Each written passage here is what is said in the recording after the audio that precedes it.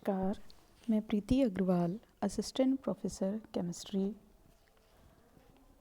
BSc first year के सभी students का हार्दिक स्वागत और अभिनंदन करती हूँ। बच्चों, हम फिज़िकल केमिस्ट्री में लिक्विड स्टेट पढ़ रहे थे। इसमें हमने लास्ट टॉपिक पढ़ा था लिक्विड क्रिस्टल। वहाँ हमने देखा कि जब हम कुछ सॉलिड्स को गर्म करते हैं तो गर्म करने पर वह पहले एक निश्चित टेम्परेचर पर टर्बिड लिक्विड में कन्वर्ट होते हैं और जब इस टर्बिड लिक्विड को और हीटिंग दी जाती है तो वह ट्रांसपेरेंट लिक्विड में कन्वर्ट हो जाता है। इस टर्बिड लिक्विड की प्रॉपर्टी क्रिस्टलाइन सॉलिड के समान होती है, अर्थात ये अनाइसोट्रॉपिक गुण प्रदर्शित करते हैं, इसलिए इन्हें लिक्विड क्रिस्टल कहा जाता है। अब इसी श्रृंखला में हम आगे पढ़ेंगे classification of liquid crystal. Liquid crystal की स्टडी से पता चला कि इन लिक्विड में अवयवी अणुओं की व्यवस्था अलग अलग होती है और इन अणुओं की व्यवस्था के आधार पर लिक्विड क्रिस्टल को दो पार्ट्स में क्लासिफाइड किया गया है, सिमेट्रिक लिक्विड क्रिस्टल और न्यूमेटिक लिक्विड क्रिस्टल। तो क्या डिफरेंस है इन दोनों में, यहाँ हम देखेंगे। सिमेट्रिक लिक्विड क्रिस्टल में मॉलिक्यूल पैरेलल सीक्वेंस में डिफरेंट लेयर्स के रूप में प्रेजेंट होते हैं और ये लेयर एक दूसरे से निश्चित डिस्टेंस पर प्रेजेंट होती हैं, जबकि न्यूमेटिक लिक्विड क्रिस्टल में मॉलिक्यूल पैरेलल सीक्वेंस में तो व्यवस्थित होते हैं लेकिन इनमें लेयर्स नहीं पाई जाती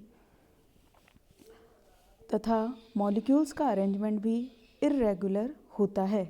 इस इर्रेगुलरिटी के कारण ये मॉलिक्यूल सिमेट्रिक लिक्विड की अपेक्षा अधिक स्वतंत्र होते हैं। तो हम कह सकते हैं कि सिमेट्रिक लिक्विड क्रिस्टल का प्रवाह सामान्य लिक्विड के समान नहीं मिलता, जबकि न्यूमेटिक लिक्विड क्रिस्टल का प्रवाह सामान्य द्रवों के समान पाया जाता है, अर्थात न्यूमेटिक लिक्विड क्रिस्टल का प्रवाह सिमेट्रिक लिक्विड क्रिस्टल की अपेक्षा अधिक आसानी से हो जाता है।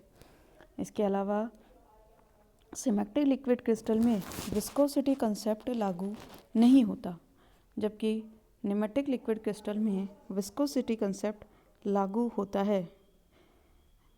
लेकिन न्यूमेटिक लिक्विड क्रिस्टल में विस्कोसिटी सामान्य लिक्विड की अपेक्षा कम पाई जाती है। इसके अलावा सिमेट्रिक लिक्विड क्रिस्टल में न्यूटनी प्रवाह नहीं पाया जाता, जबकि न्यूमेटिक क्रिस्टल में न्यूटनी प्रवाह उपस्थित होता है। इसके अलावा symmetric liquid crystal general crystal के समान एक्सरे डिफ्रैक्शन पैटर्न बनाते हैं, जबकि nematic liquid crystal x ray diffraction pattern में सिमेट्रिक लिक्विड के समान ही समानता प्रदर्शित करते हैं। सिमेट्रिक और न्यूमेटिक लिक्विड क्रिस्टल दोनों अनाइसोट्रॉपिक का गुण प्रदर्शित करते हैं, लेकिन न्यूमेटिक लिक्विड क्रिस्टल में अनाइसोट्रॉपी सिमेट्रिक लिक्विड क्रिस्टल की अपेक्षा कम पाई जाती है। इसके अलावा सिमेट्रिक लिक्विड क्रिस्टल यूनिएक्सियल होते हैं, जिन पर मैग्नेटिक फील्ड का कोई इफ़ेक्ट नहीं होता, जबकि न्यूमेटिक लिक्विड क्रिस्टल में मॉलिक्यूल यूनिएक्सियल होते हैं, जिन पर मैग्नेटिक फील्ड का इफ़ेक्ट पड़ता है, अर्थात टर्बिड लिक्विड को मैग्नेटिक फील्ड में रखा जाए तो वह ट्रांसपेरेंट दिखाई देता है और यदि मैग्नेटिक फील्ड हटा दिया जाए तो उस लिक्विड में फिर से टर्बिडिटी शो होती है। इसके अलावा सिमेट्रिक लिक्विड क्रिस्टल प्रकाश का प्रकीर्णन करते हैं, डिस्पर्सन करते हैं और टेम्परेचर बढ़ाने पर डिस्पर्स रेडिएशन की वेवलेंथ चेंज हो जाती है, जबकि न्यूमेटिक लिक्विड क्रिस्टल में डिस्पर्सन देखने को नहीं मिलता। लास्ट में इनमें यदि हम एग्जाम्पल देखें तो सिमेट्रिक लिक्विड क्रिस्टल के एग्जाम्पल हैं n octyl para azoxy cinnamate, ethyl para azoxy benzoate, ethyl para azoxy cinnamate आदि। और निमेटिक लिक्विड क्रिस्टल के एग्जाम्पल हैं para azoxy anisole, para azoxy phenetole, dibenzyl benzidine, para methoxy cinnamic acid आदि। तो ये तो बात हुई लिक्विड क्रिस्टल के क्लासिफिकेशन की, जो मेनली बेस्ड है मॉलिक्यूल्स के अरेंजमेंट पर। इसके अलावा फिर नेक्स्ट टर्म आती है कॉलेस्ट्रिक लिक्विड क्रिस्टल। क्या होते हैं ये? कुछ ऐसे लिक्विड क्रिस्टल होते हैं जिसमें mostly character pneumatic liquid crystal के समान होते हैं, लेकिन वे कुछ लक्षणों में सिमेटिक लिक्विड क्रिस्टल से भी समानता दर्शाते हैं। इनकी स्ट्रक्चर सिमेटिक लिक्विड क्रिस्टल के समान ही लेयर्स के रूप में प्रेजेंट होती है, जिसके कारण ये पोलराइज प्रकाश में एक विशेष प्रकार का कलर शो करते हैं। तो ऐसे लिक्विड क्रिस्टल जिसमें निमेटिक और सिमेटिक लिक्विड क्रिस्टल दोनों के गुण प्रेजेंट होते हैं, उसे कहते हैं कॉलेस्ट्रिक लिक्विड क्रिस्टल। और इसका एग्जाम्पल है कॉलेस्ट्रिल बेंजोएट, जिसका ट्रांजिशन टेम्परेचर 145 डिग्री सेंटीग्रेड तथा मेल्टिंग पॉइंट होता है 178 डिग्री सेंटीग्रेड। उसके बाद एक नेक्स्ट नई टर्म हम पढ़ेंगे mixed crystal, compounds which exhibit both smectic and nematic character known as mixed crystal. तो what is the mixed crystal? Solid state में कुछ ऐसे कंपाउंड होते हैं जो हीटिंग देने पर एक निश्चित टेम्परेचर पर सिमेटिक लिक्विड में कन्वर्ट हो जाते हैं। उसके बाद यदि इनको और ज़्यादा हीटिंग दी जाती है तो ये निमेटिक लिक्विड में कन्वर्ट हो जाते हैं। फिर उसके बाद एक निश्चित ताप पर ये ट्रांसपेरेंट लिक्विड में कन्वर्ट होते हैं। अर्थात कहने का मतलब ये है, ऐसे कंपाउंड जिन्हें हीटिंग देने पर पहले वे सिमेटिक लिक्विड में कन्वर्ट होते हैं, उसके बाद और अधिक हीटिंग देने पर निमेटिक लिक्विड में कन्वर्ट होते हैं और फाइनली वो ट्रांसपेरेंट लिक्विड बनाते हैं। तो ऐसे क्रिस्टल को कहा जाता है मिक्स्ड क्रिस्टल। इस प्रकार के कंपाउंड्स के 3 तीक्ष्ण ताप होते हैं, जिनमें 2 ट्रांजिशन टेम्परेचर और 1 मेल्टिंग पॉइंट होता है।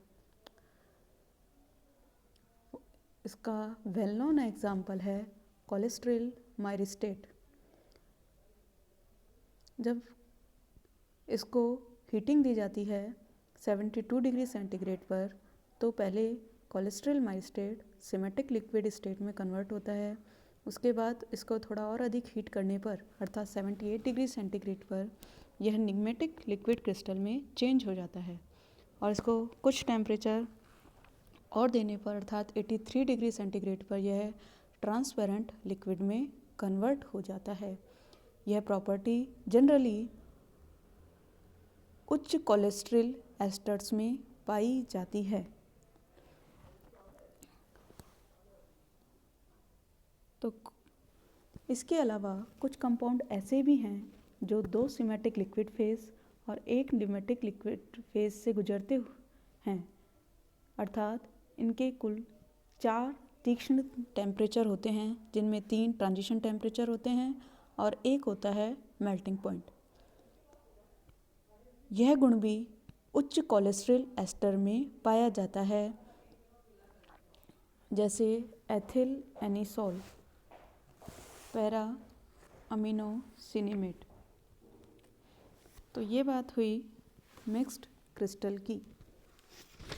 उसके बाद इसी में लास्ट टॉपिक है एप्लीकेशन ऑफ लिक्विड क्रिस्टल।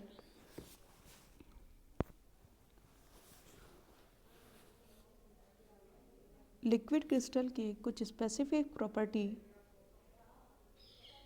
जैसे इनके ऑप्टिकल इलेक्ट्रिकल गुणों के कारण इनका एप्लीकेशन पार्ट काफ़ी महत्वपूर्ण है। इनको डिफरेंट फील्ड में यूज़ किया जाता है, जैसे नंबर डिस्प्ले में। यदि हम निमेटिक लिक्विड की एक थिन लेयर को दो इलेक्ट्रोड्स के बीच में रखकर इलेक्ट्रिक फील्ड अप्लाई करते हैं तो उनके मॉलिक्यूल एक व्यवस्थित संरचना से निकल जाते हैं और लिक्विड ट्रांसपेरेंट हो जाता है। जब इस इलेक्ट्रिक फील्ड को रिमूव किया जाता है तो लिक्विड फिर से हमें ट्रांसपेरेंट दिखाई देता है और इसी प्रॉपर्टी का यूज़ करते हैं हम डिजिटल वॉच, इलेक्ट्रॉनिक कैलकुलेटर आदि में। इसके अलावा इसका सेकंड एप्लीकेशन पार्ट है monitoring body temperature, thermography. Solid crystal के समान ही लिक्विड क्रिस्टल भी प्रकाश का अपवर्तन करते हैं। रिफ्रैक्टेड रेडिएशंस का कलर ही क्रिस्टल का कलर माना जाता है। जब टेम्परेचर बढ़ाया जाता है तो मॉलिक्यूल्स की लेयर्स के बीच डिस्टेंस बढ़ जाती है, जिसके फलस्वरूप रिफ्रैक्टेड रेडिएशन का कलर भी चेंज हो जाता है और उनके इसी गुण का उपयोग हम करते हैं बॉडी टेम्परेचर के मेज़रमेंट में। और यह प्रोसेस कहलाती है थर्मोग्राफी।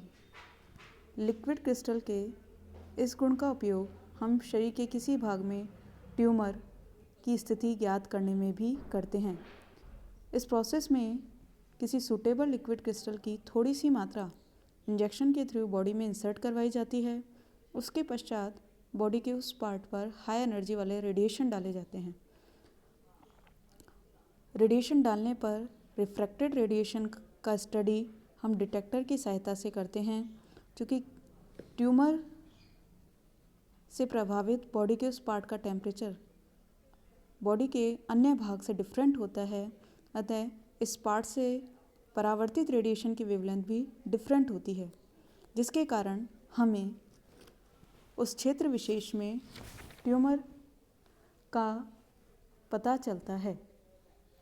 इसके अलावा लिक्विड क्रिस्टल का उपयोग 7 सेगमेंट सेल में लुब्रिकेंट के रूप में किया जाता है। तो आज हमारा ये चैप्टर लिक्विड स्टेट कंप्लीट होता है। आज के लिए इतना ही। धन्यवाद।